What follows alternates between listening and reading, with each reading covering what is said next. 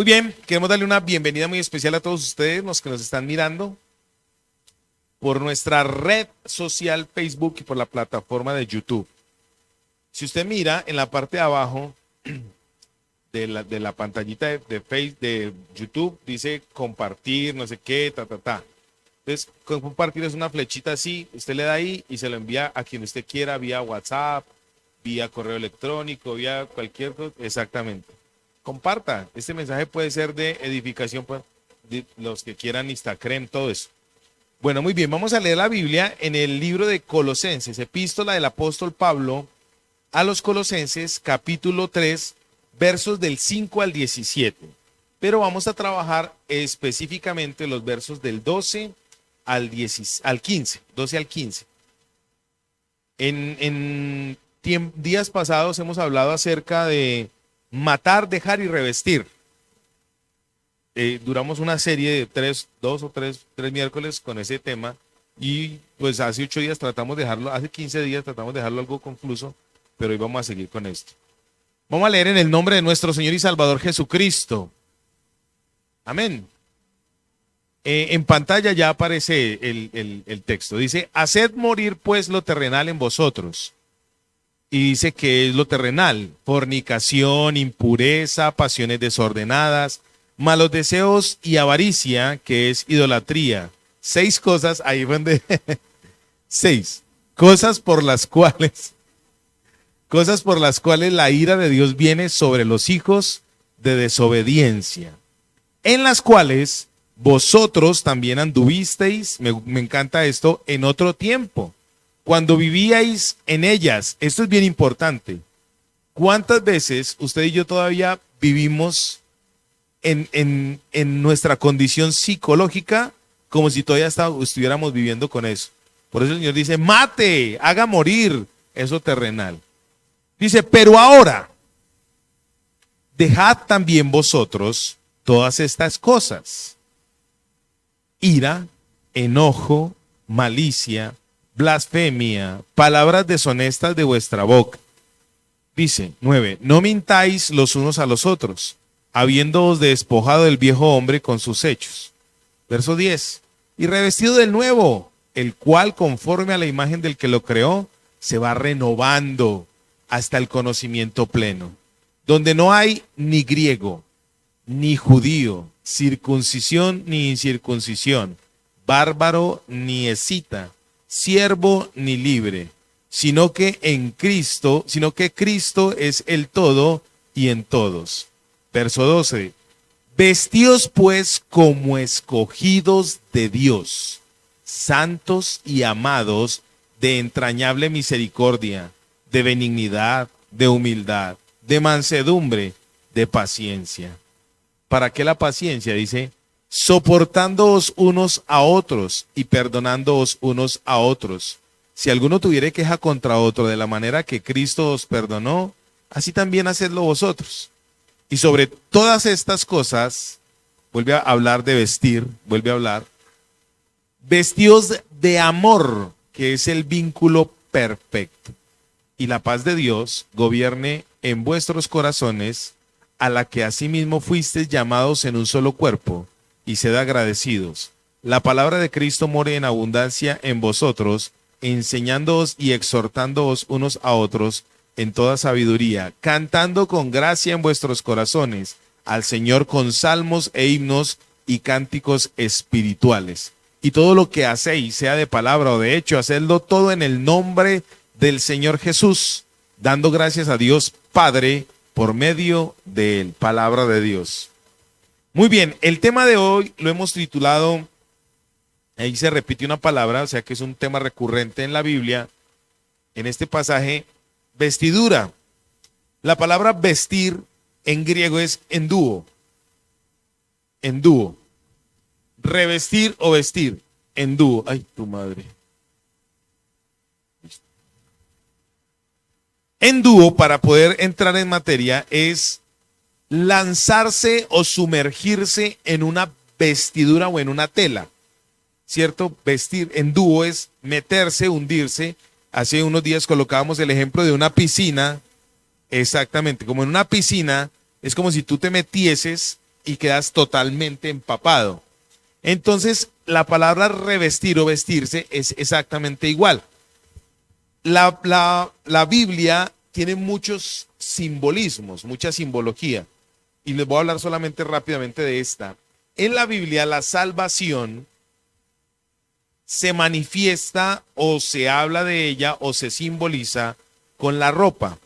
Por ejemplo, en el libro de Apocalipsis, del capítulo 6 en adelante, empieza la iglesia, usted y yo no aparecemos. Del capítulo 6 al 19, la iglesia no aparece en la tribulación, en la gran tribulación, no aparece. Pero sí aparecen unos seres, unas personas en el cielo, debajo del trono de Dios, diciéndole a Dios, ¿hasta cuándo, Señor Dios Todopoderoso, vengarás nuestra muerte? Y dice que esas personas tienen una característica, es que tienen vestidura, ¿qué? Blanca. De la Biblia tipifica que la salvación es un vestido. Nosotros teníamos ropas sucias, pero vino el Señor y nos vistió con su ropa. Les voy a hacer un mini recuento. Génesis capítulo 3, Adán y Eva, ¿cómo estaban en el huerto del Edén? Dice en el capítulo 3, ellos estaban desnudos y no se avergonzaban. En ese momento ellos eran salvos. Claro, estaban bajo el amparo de Dios, estaban en el amparo de Dios, ellos estaban salvados de la muerte. Todo muy bien en ese momento. Dice la Biblia que la desnudez en ellos era como una especie de resplandor que estaba en ellos. En el hebreo, cuando habla de desnudez, dice resplandor. En una Biblia interlineal que habla en hebreo, tú te puedes dar cuenta que ahí dice eso. Ellos estaban, desnudos, pero ellos resplandecían. Había algo especial de Dios en ellos que no los dejaba ver morbosamente como ahora nosotros nos vemos. Terrenal, por eso el apóstol Pablo dice aquí, haced morir pues lo terrenal en vosotros. ¿Y con qué comienza? Con la fornicación, algo que implica el qué, el cuerpo. Cuando Adán y Eva pecaron, sus ojos fueron abiertos y automáticamente, ¿qué fue lo primero que vieron? Su desnudez. Y el resultado de ver su desnudez, ¿qué fue? Vergüenza. El Señor les preguntó, ¿dónde estás, Adán? Y él dijo, no, Señor, tuve miedo porque me di cuenta que estaba desnudo. Y el Señor, tan lindo, no le dijo, ¿y a usted comió del árbol? Adán, te pillé! No. Yo le dije, ¿a usted quién le enseñó que estaba desnudo? ¿Cierto?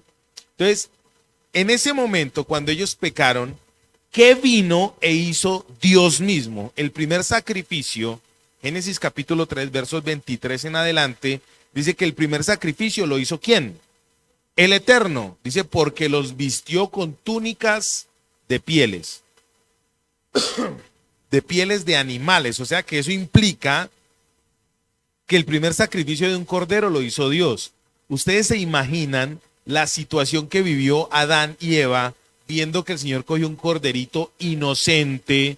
Ellos nunca habían visto la muerte de otro ser vivo, ver cómo lo degolló el Señor, cómo lo desangró, cómo lo abrió, cómo lo astilló, cómo le quitó el cuero, cómo lo curtió, porque eso es todo un proceso para enseguida colocarles a ellos esas túnicas. Eso tuvo que haber sido muy traumático. La salvación, entonces, implicó que hubiese un ¿qué? Sacrificio para poderlos a ellos, ¿qué? Vestir. Entonces, la salvación, en ese orden de ideas, es una ¿qué? Vestidura. Más adelante, en el mismo libro de Génesis, más adelante, ustedes van a encontrar la historia de Jacob con sus 12 hijitos. Y dice la Biblia que Jacob a su hijo José le regaló una túnica de diversos colores, porque era una preferencia. Escuche esto que le voy a decir. José, el nombre José significa salvación. Joshua, Jehová salva. Él fue un escogido del Padre para darle a él un regalo especial. A José, ¿cuál fue ese regalo? Su vestidura, su túnica. Ahora usted y yo somos los escogidos, según este texto, de Dios. Entonces, nuestra vestidura es una túnica de diversos, ¿qué? Colores, con un proceso que Dios hizo a través de Jesucristo para que usted y yo podamos estar en él. Hasta ahí me estoy dando a entender, ¿sí o no? Muy bien. Entonces ahora vamos a empezar a desglosar. El apóstol Pablo, escribiéndole a los colosenses, les está diciendo a ellos, ustedes se tienen que vestir. El mensaje de hoy lo hemos titulado El vestido de salvación. El vestido de salvación. Entonces, ¿qué implica tener ese vestido en nosotros? Nosotros normalmente, acá en este tiempo, yo les he enseñado a ustedes que tenemos una lucha permanente cultural. La guerra que nosotros tenemos es una guerra ¿qué? Cultural. Nosotros pues decimos que es guerra espiritual, pero lo que realmente es una guerra espiritual porque se mueve en el mundo espiritual, en el espectro espiritual, pero en realidad acá se manifiesta en una lucha ¿qué? Cultural. Cada cultura quiere coger y sembrarle a usted lo que para ellos es normal. Ejemplo, solamente voy a colocar un ejemplo. Hoy en día, para que se cumpla una profecía bíblica, para que diga que fue como en Sodoma y Gomorra, dice el Señor a través de la Escritura, hoy en día todo tiene que ver con la agenda LGTB, ABCD, QR+, porque todos los días le ponen más cosas, ¿cierto? Más añadidura. Y uno tiene que asumir y aceptar eso como natural. En estos días a mí me envían mucho chéchere al WhatsApp.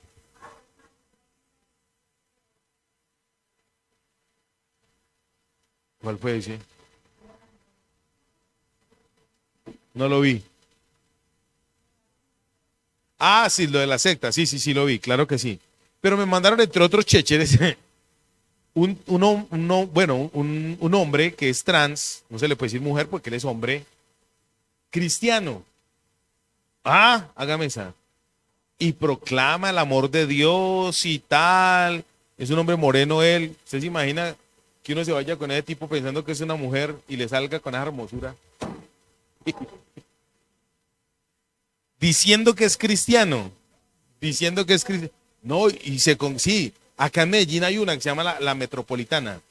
Y tienen su teología y todo. Es una cosa loquísima. Eso es una guerra ¿qué? Cultural. Es Dios, ellos son teocráticos, ¿cómo te parece? Bueno, muy bien, hasta ahí estamos bien, ¿sí o no? Entonces resulta que el apóstol Pablo le estaba mostrando a los creyentes de Colosas, porque ellos estaban viendo algo, ellos estaban viendo que a ellos les predicaron a Jesucristo y a este resucitado. Les hablaron del plan de salvación, les dijeron, Dios mismo se hizo carne y Él viene de la nación judía para que nosotros pudiésemos tener un referente cristalino, comprobable, de que Dios está acá. Y entonces ellos estaban viendo en el comportamiento de todos los otros creyentes que se circuncidaban, que guardaban el sábado, que hacían ciertas fiestas, que tenían unas leyes dietéticas también regidas según el antiguo pacto. Por ejemplo, ellos no podían comer ciertos animales, no podían comer morcilla, una cantidad de cosas, ¿cierto? Entonces, los cristianos nuevos de Colosas estaban viendo toda esa conducta rara. Veían que unos decían, hágale que todo es bien, peque que el que reza y peca empata y no hay problema. Pórtese como usted quiera que Dios lo perdona, ¿cierto? Y estaban los otros, el otro extremo que decía, ojo, que si usted medio toca o se viste o hace, pierde su salvación. Estaban los dos extremos, el libertino y el extremo de la abstinencia total y extrema. Esa gente estaba en un problema psicológico muy bravo. Usted dirá, pues eso era en esa época. Si usted se pone a mirar, la iglesia cristiana actual está viviendo el mismo problema, porque vienen pastores, teólogos, gente muy tesa, diciéndole a unos hermanos de la iglesia, ojo que es que la salvación se pierde. Y exponen una cantidad de textos bíblicos, porque todo punto teológico es debatible. Dice, sí, la salvación se pierde. Entonces, hermanos sencillos en la fe dicen, ay, Dios mío, sí se pierde. Y entonces entran a vivir en condenación porque todo es malo. Entonces, por ahí escuché yo un pastor, bueno, para mí ese no es pastor, un tipo religioso diciendo que el que usa la lopa corta, por eso hay gente que se pierde. Es de por allá de esos lados. Y entonces usted lo ve trabajando, porque trabaja en construcción, y usted lo ve trabajando de cachaco, que porque si no, que porque él prefiere no perderse, porque pierde la salvación, si no está vestido como es digno? Entonces a mí me da risa ese tipo de cosas porque por eso, me da risa porque la corbata, quien creó la corbata fue un homosexual y la creó pensando en el pene de su novio. Entonces hay gente que hoy en día utiliza eso pensando que esa es la forma en que Dios estableció que nos vistiésemos. Colosenses capítulo 2, verso 11, dice lo siguiente. Se me perdió. Sí, capítulo 2, versos del 8 en adelante, del 9 en adelante. Dice, porque en él habita corporalmente toda la plenitud de la deidad, y vosotros estáis completos en él, que es la cabeza de todo principado y de toda potestad. El apóstol Pablo le empieza a decir a toda esta gente, deje de mirar los rudimentos que le están enseñando los religiosos. Vamos a empezar a mirar a Cristo, vamos a empezar a mirar a Dios, porque en él, usted y yo, estamos completos, porque en él habita corporalmente Dios mismo. Verso 10 dice, y vosotros estáis completos en él, que es la cabeza de todo principio y de toda potestad. Verso 11 dice, en él también fuisteis circuncidados, no con circuncisión hecha a mano. Al echar de vosotros el cuerpo pecaminoso carnal en la circuncisión de Cristo. Él empieza a decir, ustedes y su salvación no depende de sus obras. Porque las obras ya las hizo ¿quién? Cristo. Él ya en la cruz del Calvario ya crucificó todo. Él dice, ahora ustedes ¿qué tienen que hacer? Las prácticas que en otro tiempo lo hacían ver como cualquier otro hijo del mundo, las tienen que dejar. Entonces dice, maten, hagan morir en ustedes lo terrenal. Y empieza a hablar de lo terrenal. Y dice, y además de esto, dejen también estas otras cosas. Y empieza a hablar de la ira, el enojo, la maledicencia, cosas que ¿a quién están afectando? Es a mí, no están afectando a otro. ¿Me estoy dando a entender con estos santos? Y entonces hoy el Señor, después ya con esta introducción, el Señor le quiere decir a usted y me quiere decir a mí, ¿qué tenemos que hacer para poder que se vea que usted y yo somos salvos? Tenemos que colocarnos una vestidura que no es externa. No es una vestidura externa, es una vestidura que se ve, pero comportamentalmente, no que se ve físicamente, se ve en el comportamiento. Y vamos a empezar a mirarla. Primero, les dije, en dúo, revestidos, me tengo que sumergir ¿en qué? En la vestidura que muestra que yo soy salvo. Hay gente que muestra que es salva con sus actos. Y hay gente que muestra que es un religioso ¿con qué? Con sus actos. Entonces hoy vamos a mirar si yo muestro que soy salvo o si muestro que soy simplemente un religioso, que no he tenido un encuentro vivo, real, dinámico y biológico con Jesucristo. Cuando una iglesia a veces no crece, uno piensa eso. Dios mío, quiere decir que yo no he tenido un encuentro cercano con Cristo. Yo nunca pienso en usted, santo de Dios. Dios sabe que yo no pienso en usted en señalarlo. Yo digo, Señor, algo está fallando en mí como cabeza de la iglesia, que de pronto esto no está fluyendo. Muy bien, verso 12 dice, vestidos pues como escogidos, como escogidos. El primer aspecto que debe tener una persona que está practicando su vida en relación con Dios, que Dios le coloca a ella parte de la vestidura de salvación, es que tiene que empezar a entender que es un ¿qué? Escogido. En griego, la palabra escogido es eklektos, con K, 2 veces K, eklektos. Pero resulta que usted dirá, pero ¿para qué nos dice qué quiere decir en griego? Pues cuando uno estudia a profundidad eso, va un poquitico más allá de lo que normalmente es. Ojo con esto que les voy a decir.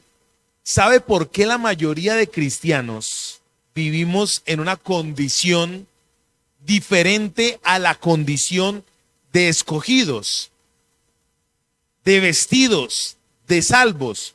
Por lo siguiente, yo no me meto en la profundidad de Dios, porque el meterme en la profundidad de Dios implica comprometerme.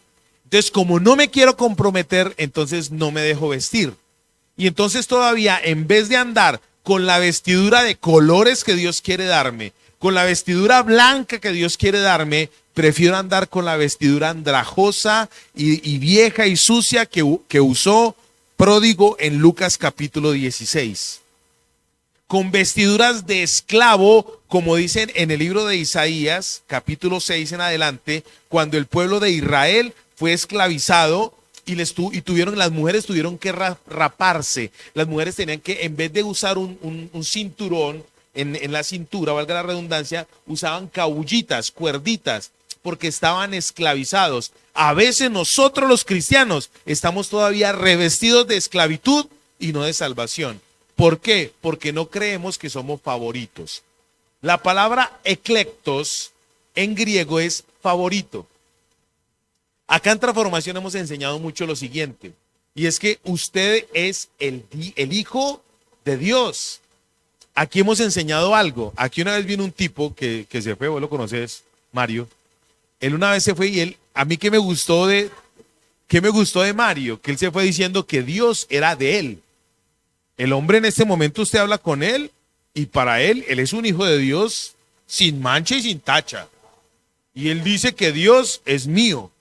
Él dice, y usted cree que a mí me disgusta eso. Me parece bien, porque vive mejor un impío que los hijos de Dios. Porque nosotros todavía no creemos que somos escogidos. Es más, a usted le dicen que usted es escogido de Dios y usted no lo tiene en su lenguaje. Es que se va a fijar en mí. Yo como soy de malo. ¿Y sabe por qué usted piensa eso? Porque usted todavía no ha hecho morir lo terrenal en usted. Porque usted todavía no ha dejado la ira, los celos, la contienda, la mentira. Usted todavía vive en una mentira satánica que el diablo y sus demonios le han querido meter en la mente. Usted no puede, usted no es hijo de Dios. Eso será verdad, será mentira, serán naranjas, serán sandías, será la vieja del otro día. Cualquier cosa piensa usted, menos que usted es un escogido de Dios.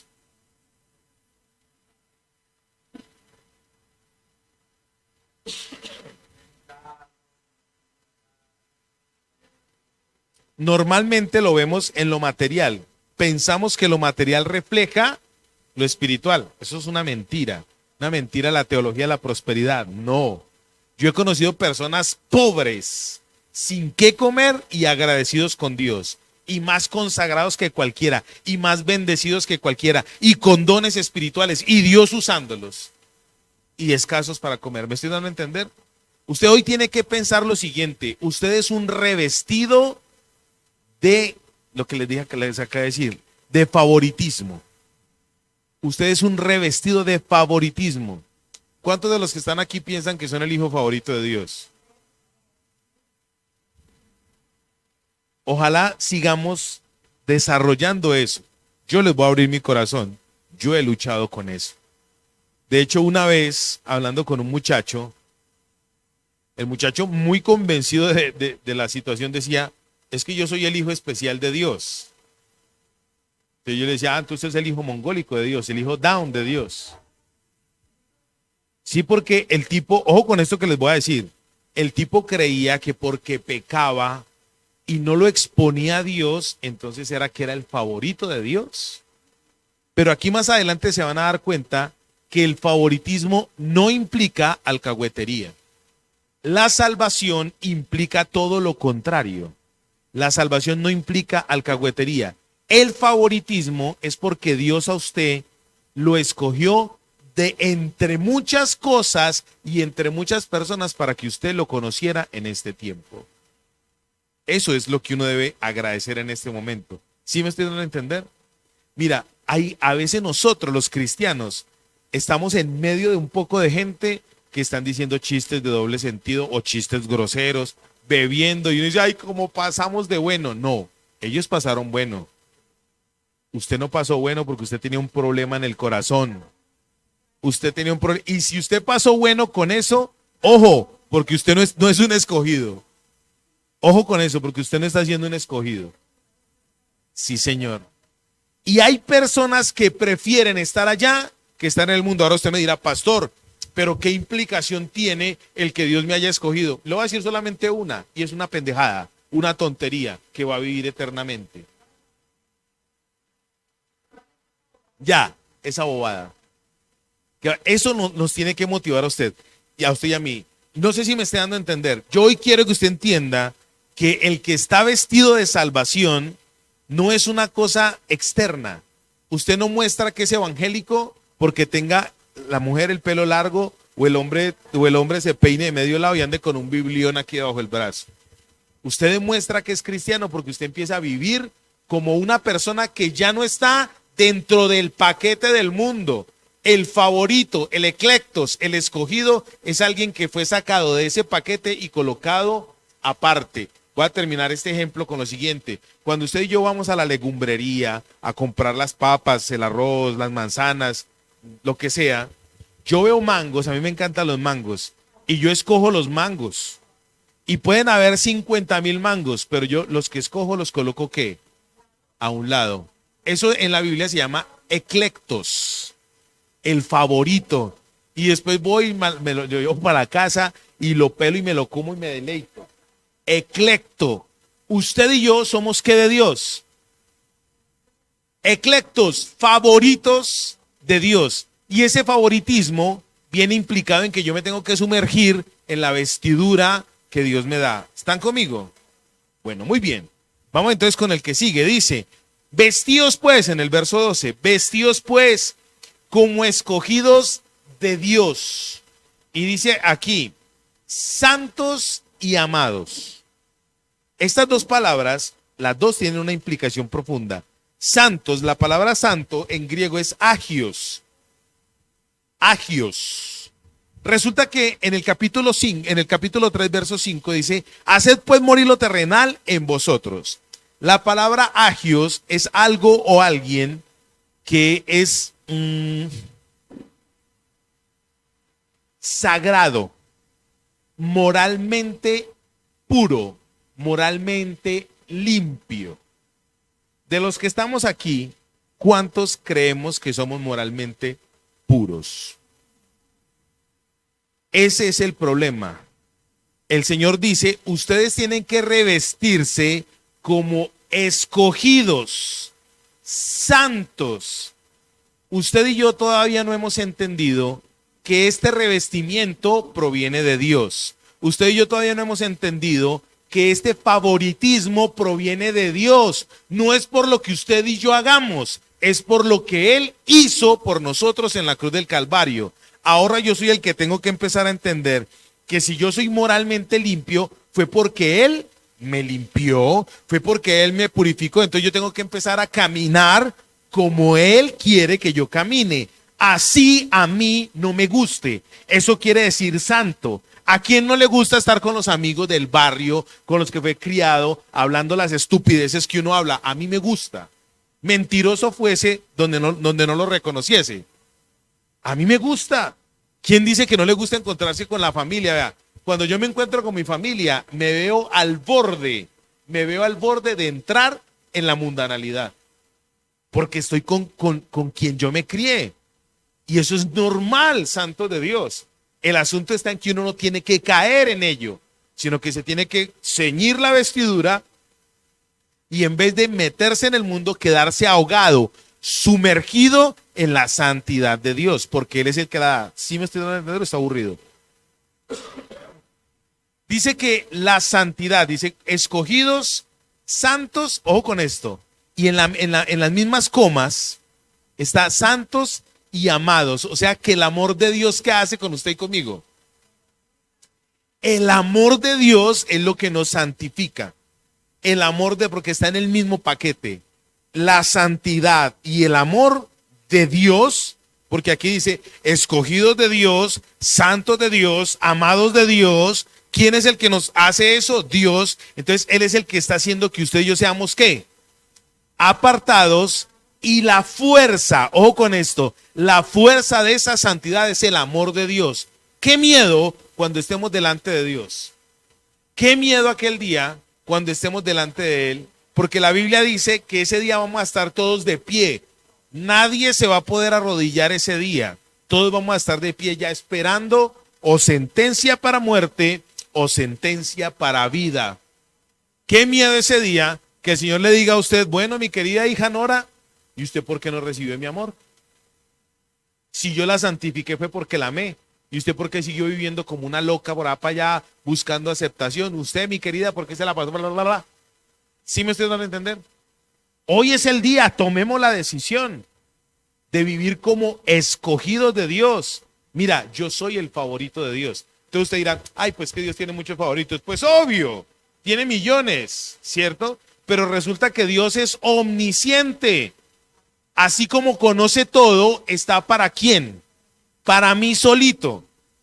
Dios conoce mis pensamientos y Él no me está bandereando con todo el mundo. Hey, imagínate, pues, Diana, que si ves al Alexander, esos pensamientos que tiene tan groseros, Él está trabajando es con quién?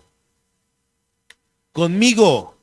Yo soy el favorito de Dios. Por donde yo camino, yo soy el favorito de Dios. Ahora, entonces, ¿qué hacemos cuando nos juntamos 3 o 4 favoritos de Dios? Más fuerza, porque hay más favoritismo. ¿Sí me van a entender? Gloria a Dios por eso. Amados, dice, santos agios, sagrados, moralmente puros, moralmente sin culpa. Cristo me quitó a mí la culpa por el agapao, el amor de Él hacia usted y hacia mí. Así como el Padre se compadece de los hijos, así se compadece Jehová de usted y de mí, porque conoce nuestra condición y se acuerda que somos polvo. Seguimos en el verso 12. Después de amados, dice, de entrañable misericordia. La palabra entrañable es algo visceral, algo que duele, algo visceral. Ustedes sabían que lo que produce la sensación de enamoramiento no es el corazón, es el hígado. El hígado es el que segrega una endorfina que lo hace sentir a usted las maripositas y tal. Es el hígado. Entrañable, ojo con esto, Dios nos ama a usted y a mí con dolor. Y es un dolor visceral, de adentro. La misericordia de Dios, oíktinos en griego, esa misericordia es la forma en que yo siento el dolor del otro. Cuando yo tengo misericordia, ojo con esto. Mi abuela paterna, ella decía, hágame la horita de misericordia, hágame la horita de caridad, cuando ella quería que uno le hiciera un favor, le hiciera un mandado, hágame la horita de misericordia. Y a nosotros desde pequeñitos nos enseñaron que una obra de misericordia es que pasa el Señor vendiendo dulces y uno le da, en vez de comprarle, uno le da los 500 y hágale que todo bien, no me dé dulces. Y uno dice, ya hice mi labor de misericordia. No. Según la Biblia, la labor de misericordia es tener dolor por lo que el otro tiene dolor. Por eso en el verso 13 dice, soportándoos los unos a los otros. ¿Cuántos de los que están aquí con honestidad? No me va a decir que sí porque sí. Mejor dicho, no me responda. Respóndase pa adentro. Así, pa adentro. ¿Han sentido dolor porque el otro no tenga para pagar los servicios? ¿Han sentido dolor porque el otro, el que sea miembro de la iglesia o una persona en la calle, no tiene para el mercado? Les dije que no me respondieran, les dije que respondieran para adentro. Les dije porque ahorita, por eso les dije, ahorita a todos se nos sale el misericordioso. Ay, sí, yo he tenido misericordia. No, mentiras. Mentiras porque a uno no le duele. A uno no le duele. Sí, esa es la canasta del odio. A uno no le duele. A uno le duele es cuando uno siente el dolor, como cuando uno está desesperado porque tengo que pagar el arriendo y es capaz de ir a vender el cuerpecito, ir a donde el pagadiario, hacer lo que sea. Pero uno no hace eso por el otro. Eso es una mentira. Por eso les dije, respóndase. Respóndase. Sí. La misericordia, lo que nos han enseñado en la tradición católica es esa. Vaya y dé una librita de arroz. Ay, ya hice mi labor, dijo mi abuelita, ya me hizo la misericordia. Aquí la palabra en griego es algo que duele. Por eso dice que es de dónde, de las entrañas. Y a nosotros no nos duele la gente. Si a nosotros nos doliera la gente, saldríamos cansados de trabajar y nos íbamos a evangelizar. Porque esto está que se acaba. La Biblia dice, habrán terremotos, pestes, guerras, rumores de guerras. Y eso está ocurriendo. Mira, ese terremoto que hubo ahorita allí en Turquía. Ustedes saben que geográficamente hablando, un paréntesis, geográficamente hablando, Siria y la región de Turquía es la región de la Biblia, donde se escribieron la mayoría de epístolas fueron para esa región. Siria, según la Biblia, es la antigua Babilonia, lo que ahora es Irak, era lo que era la antigua Babilonia.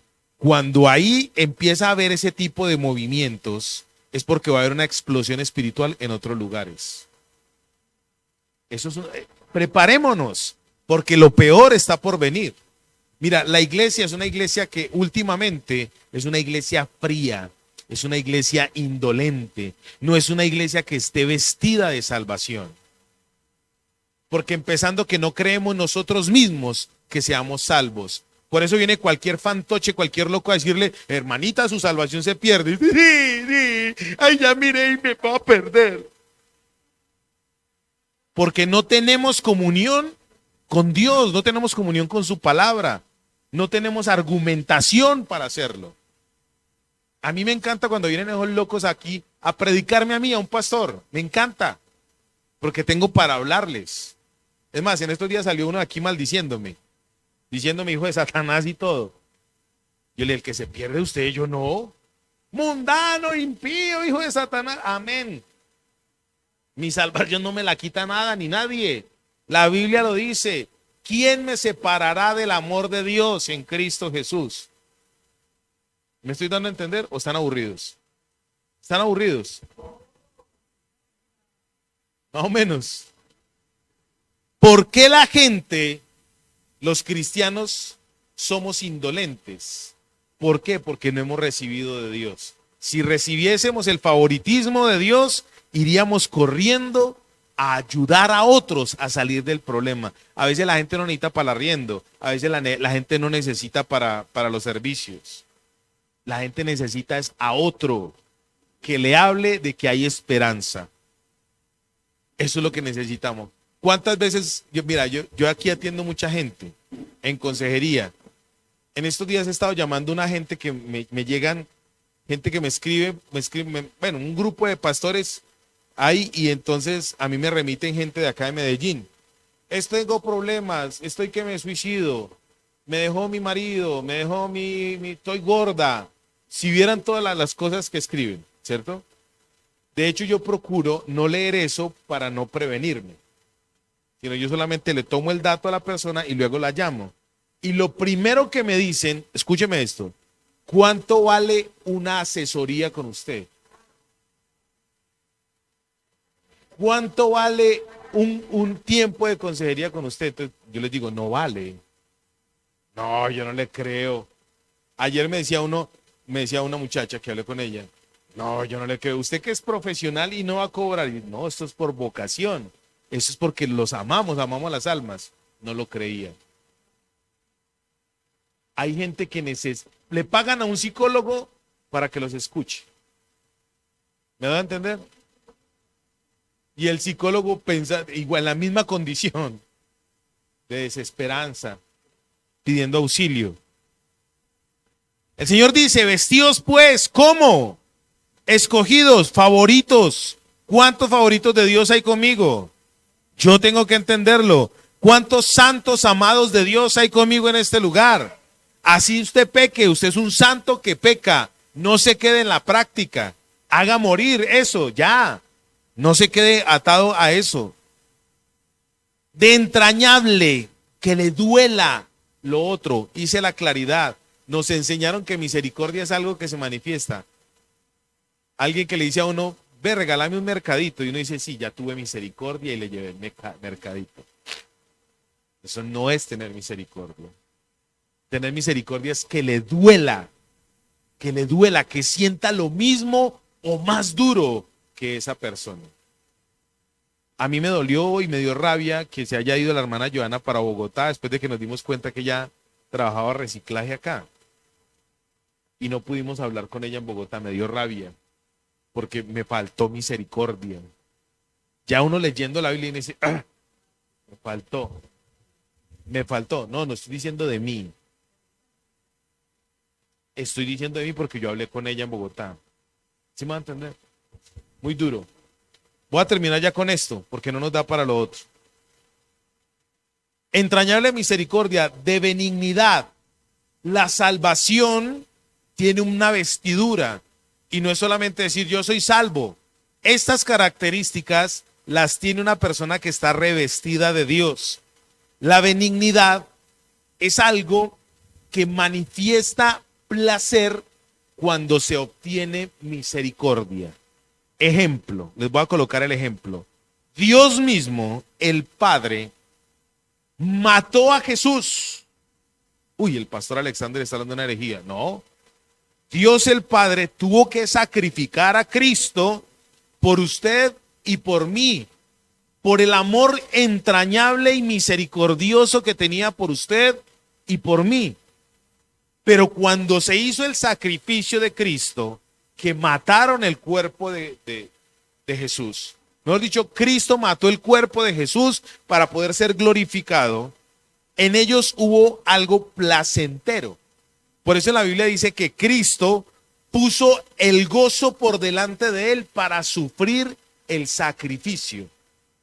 Antes de estar triste, la gente malentiende, malinterpreta la Biblia cuando dice que Cristo en el Getsemaní estaba llorando porque no quería morir. No, él anhelaba la muerte.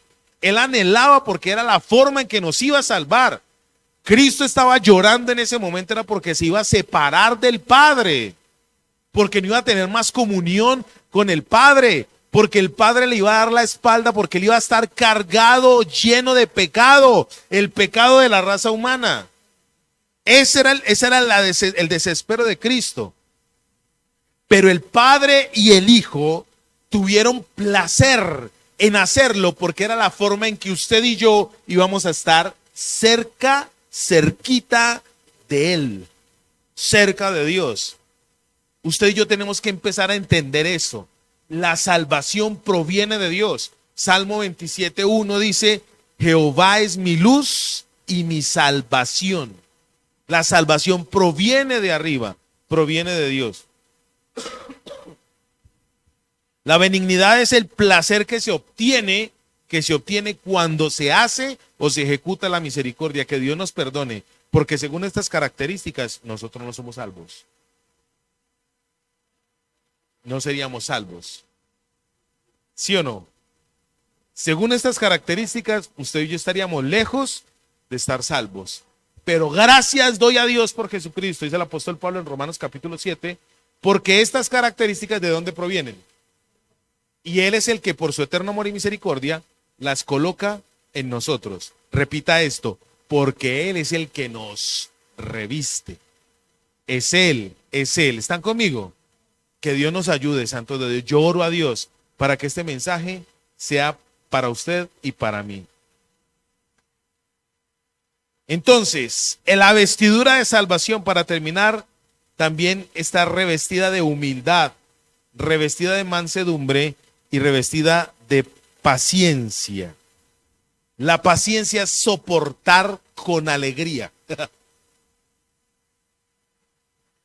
Ay, aquí estoy, yo le he colocado ese ejemplo. Aquí cuando el Señor Jesucristo dice, al que te pida la capa, dale también la túnica. Y si te dice que cargues 1 milla, ¿carga qué? 2. Ese cargar 2 millas es irse con una carga toteado de la risa. No, yo aquí con esta tonelada de piedras aquí, pero estoy de un feliz. Con estos 3 costales de gallinaza aquí encima, feliz. Paciencia es soportar con alegría. De los que estamos aquí soportamos con alegría. Y ahí el Señor redunda diciendo, soportándoos los unos a los otros. Señora. Esa palabra soportándoos en griego dice teniendo encima a alguien, ¿sí? Y dice que es sostenerse uno mismo en contra de.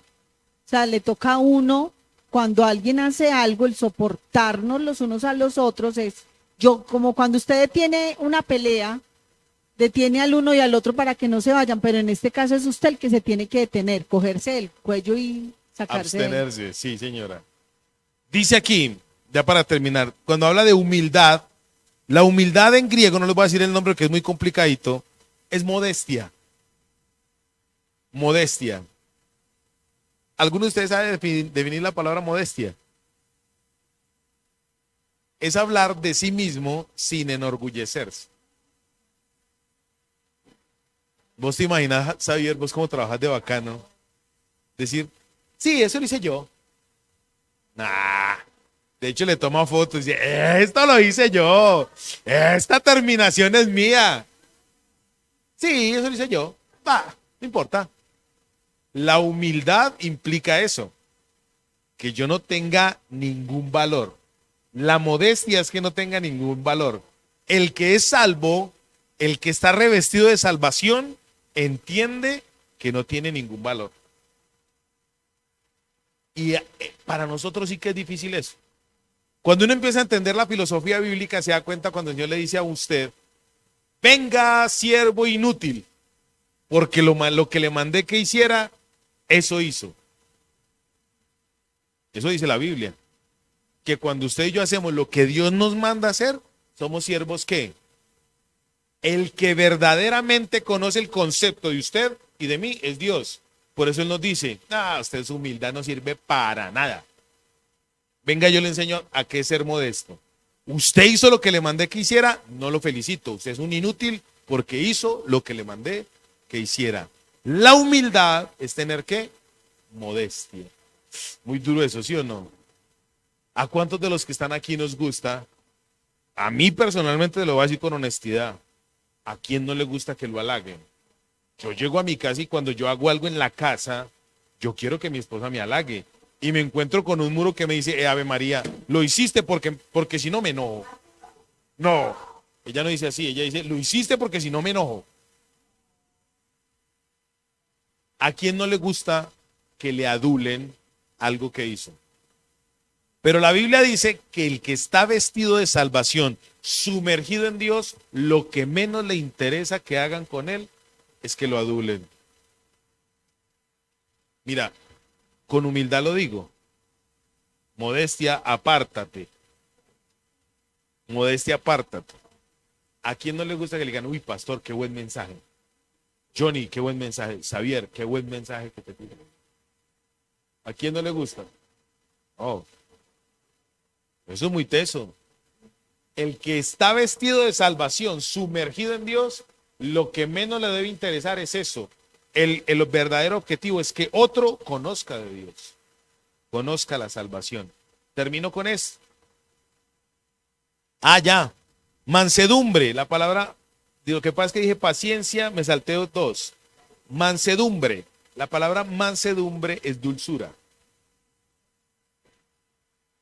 Dulzura. Uy, eso sí que es duro, ¿no? Personas con un carácter como el mío, que es explosivo, temperamental, sanguinocolemélántico. Hablar con dulzura es muy difícil. Ayer estaba hablando con un pastor y mi esposa me hacía así. O sea, quiere decir que le estaba hablando. Entonces yo le veía la mano a ella, entonces yo llegué y hablaba bajito, pero con el mismo tono. ¿Me va a responder por eso o no? Al punto que el tipo me dijo, no me diga mentiroso. Yo le decía, yo no le he dicho mentiroso, pero si no me llamó, tómelo como quiera. Dulzura. O necesito mi plata o necesito mis papeles, pero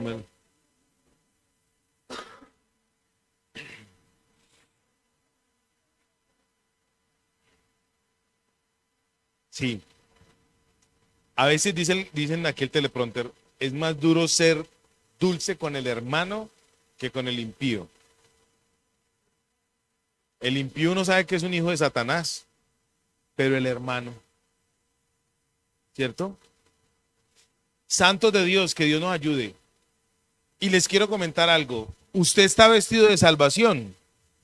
Sí, amén, amén, amén. Lo que pasa es que Dios nos lo está mostrándonos esto para que usted y yo entendamos que la vestidura que tenemos proviene de Él. no es en nuestra fuerza. Porque a los colosenses en esa época les estaban enseñando, usted se debe comportar así para que llegue al cielo. Mentira satánica. Usted llega al cielo es porque Dios en su eterno amor, favor y misericordia le plació darnos esas cualidades. Amén. Muy bien. Dentro de 8 días, más cuenta chiste. Dentro de 8 días seguimos. Si usted